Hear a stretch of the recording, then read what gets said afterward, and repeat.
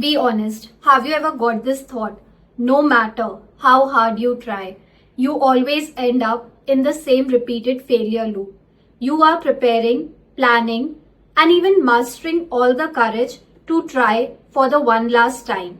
And just before the exam starts or after the first paper or last paper, आपको ये feel होने लगता है you have repeated the same story again जो past attempts में था.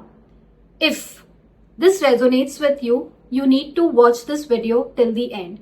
You have to understand, is this a pattern which got attached with you because of which you are not able to move ahead in life? And you have to get understanding on why breaking this pattern matters for your success. It's not just about hard work or staying consistent or disciplined anymore. Sign number 1. You lose faith in yourself right before the exam starts. अब हुआ, आपका result आया, last time आप clear नहीं किए थे. This time you promised yourself you will work on your mistakes, you will try to be more focused, more consistent. आप start भी वैसे ही करते थे, कॉन्फिडेंस के साथ करते थे कि अब अपकमिंग अटेम्प्ट में क्लियर हो जाएगा. But eventually even after trying, working for many days, just some time before exam starts, you start doubting your preparation, doubting yourself. I won't be able to do it. मेरा preparation अच्छा नहीं है. Please understand, the problem is not with your willpower. The problem is not you doubting yourself. The real problem is आप एक failure के pattern में attached हो. तो जब एक्शन लेने का टाइम आता है ना, right before the exam date, that repeated pattern tells you and it keeps reminding you won't be able to do it.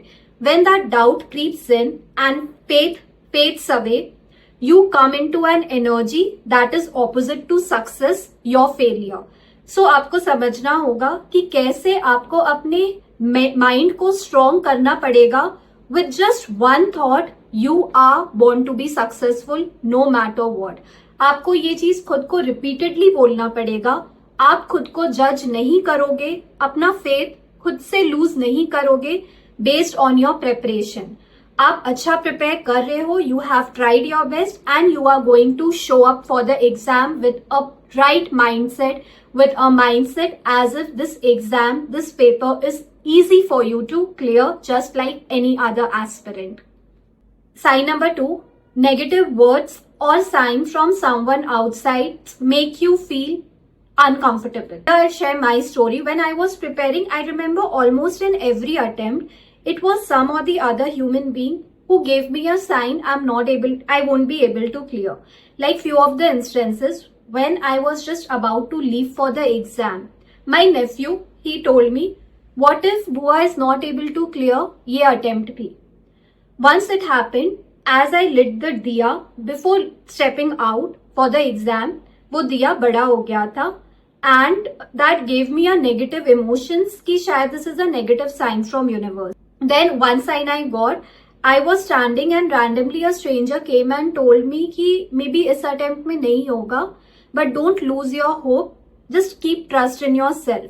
तो ऐसे करके ना, जब भी आपको एक साइन मिल रहा है और someone is talking negative जो आपको अच्छा नहीं लगेगा सुन के, understand the problem is not with you.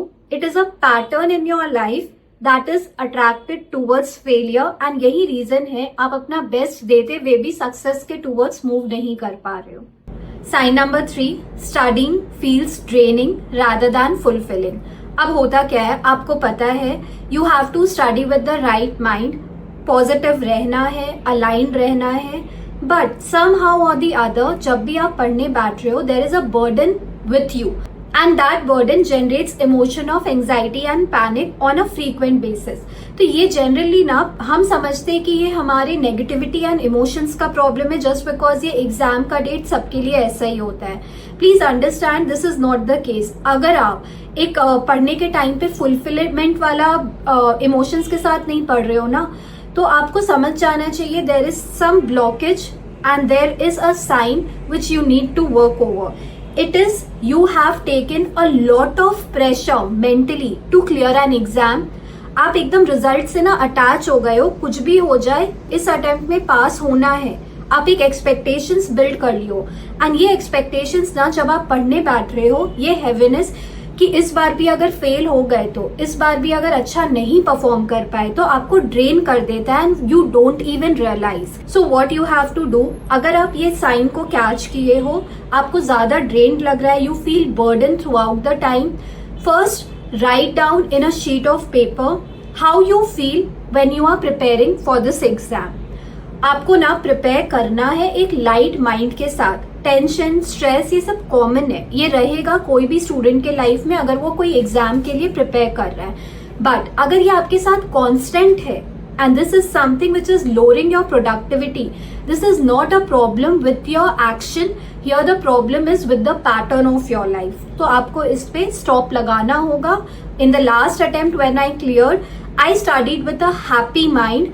I detached myself from the final outcome. I knew पास होना है, सक्सेसफुल होना है, सीए बनना है.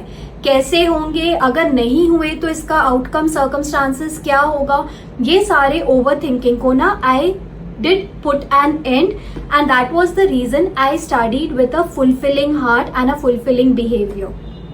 Sign number 4, you stop loving yourself.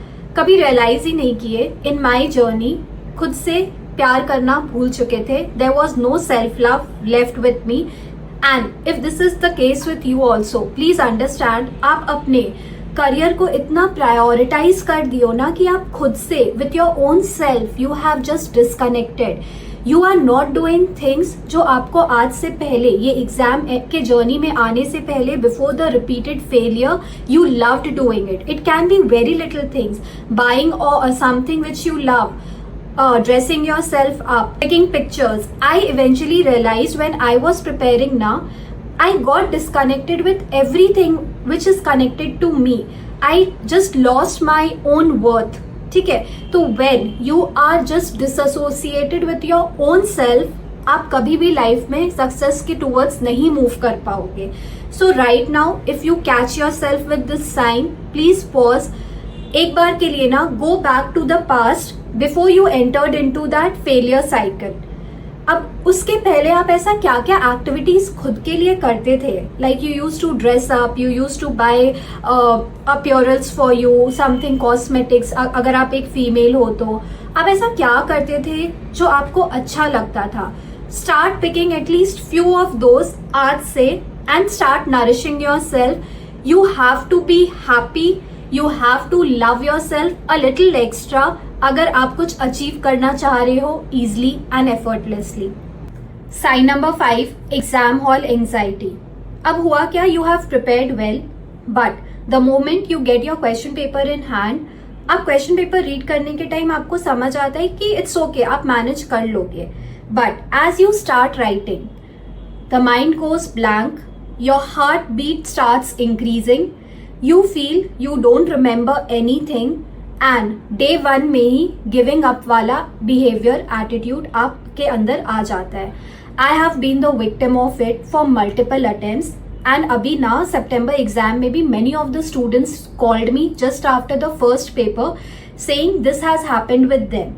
After reading the question paper, they went blank when they were solving. Like after few steps, they were not able to recollect information.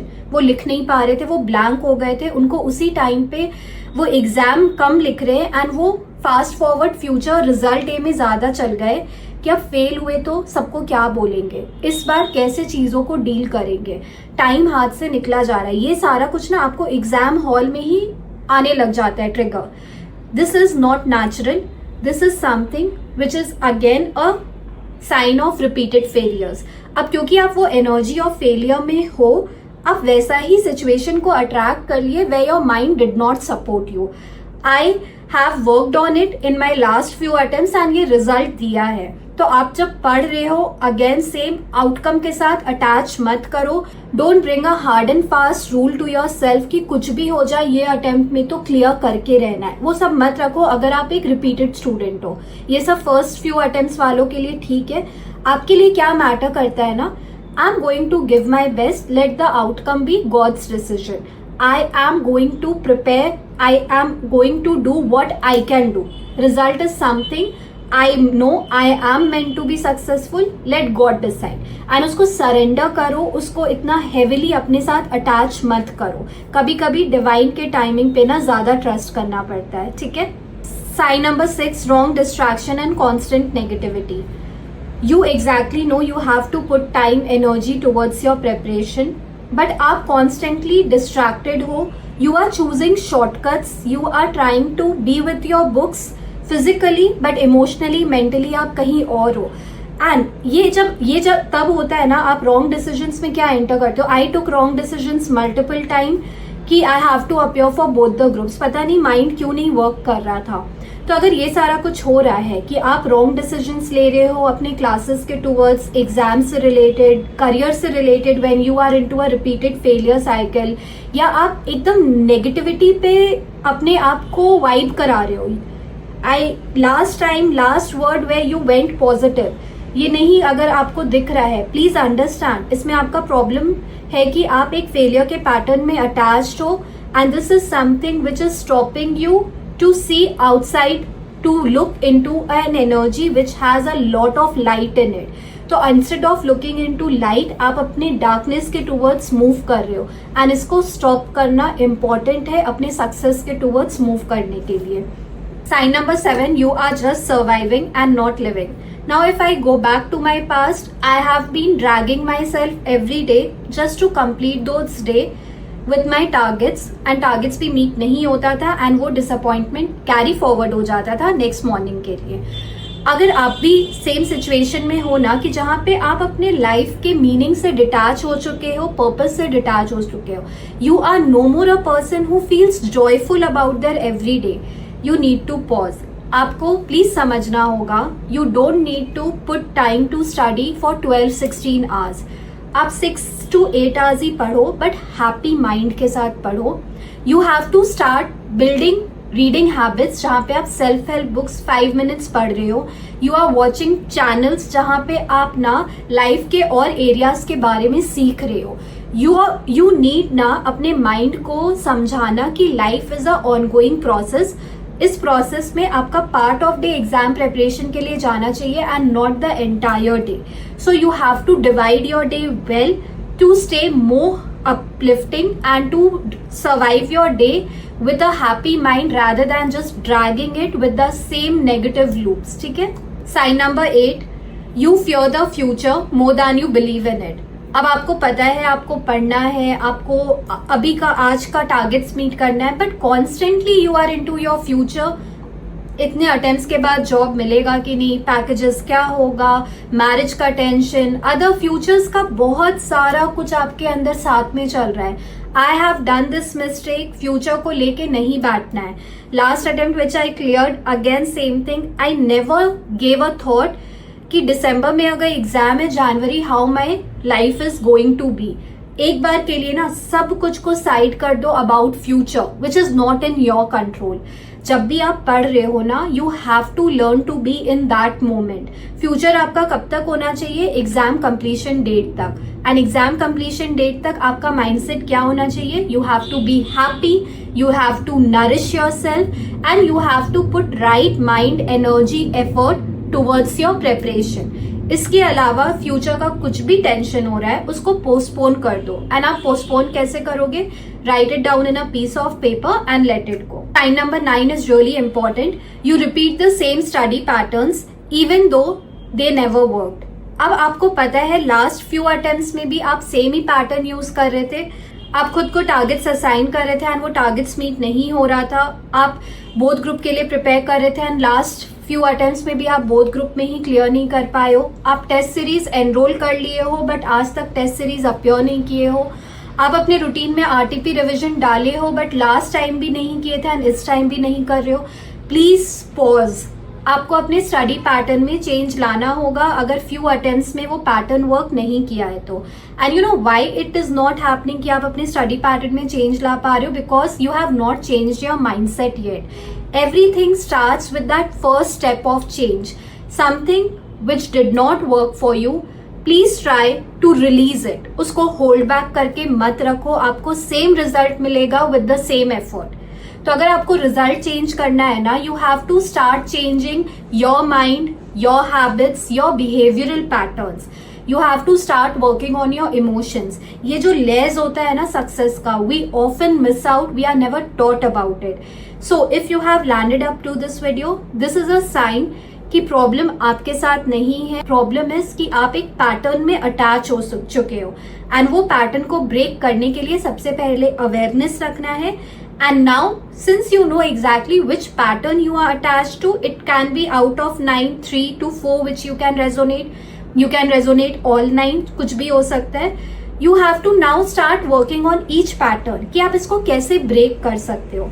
And if you are the one who found yourself in any of the pattern and you don't know exactly how to break, you can drop me in the comment. I will help you with another video where you can work consciously to change that pattern, to break it up. Please be kind to yourself. आप successful हो. It's just it took some time extra than other people. Don't be disappointed. Don't give up on yourself. You have a dream that really matters and you are still working on it. I am proud of you. You too should be proud of yourself. Thank you and stay connected forever.